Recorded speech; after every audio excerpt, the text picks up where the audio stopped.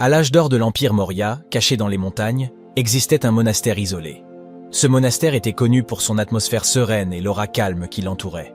Les moines qui vivaient dans ce monastère pratiquaient l'art de l'équanimité et du calme, possédant un niveau de paix que peu de gens pouvaient comprendre. Dans ce monastère vivait un nouveau jeune homme, nouveau sur le chemin.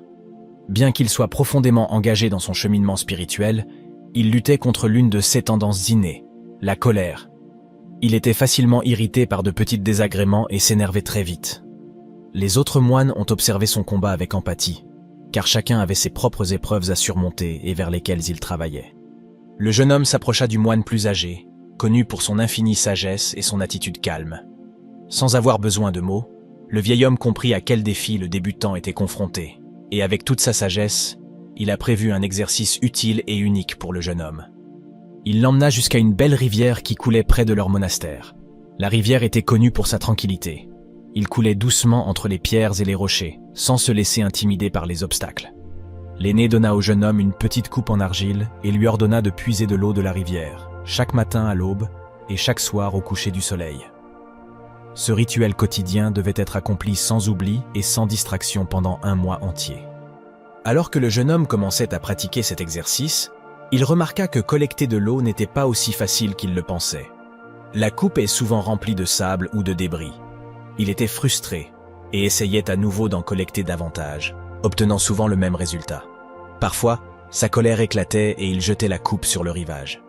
À chaque fois, il devait se calmer, reprendre la coupe et répéter l'opération. Les jours passèrent et se transformèrent en semaines, et le débutant commença à comprendre le rythme de la rivière. Il se rendit compte que sa colère et sa précipitation perturbèrent la surface sereine de la rivière, provoquant le mélange des débris avec l'eau. Plus il était calme et patient, plus l'eau devenait claire et facile à collecter.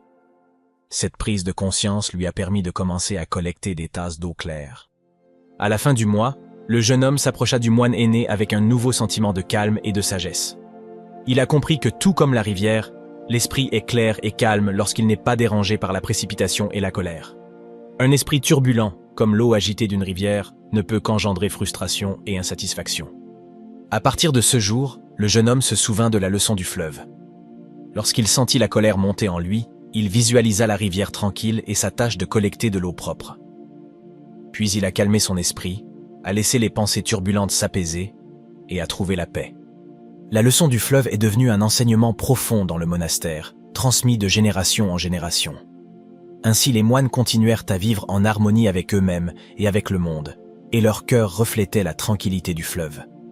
L'histoire nous rappelle que, tout comme la rivière, notre esprit peut rester calme et insensible, conservant un état de calme malgré les obstacles que la vie peut nous dresser.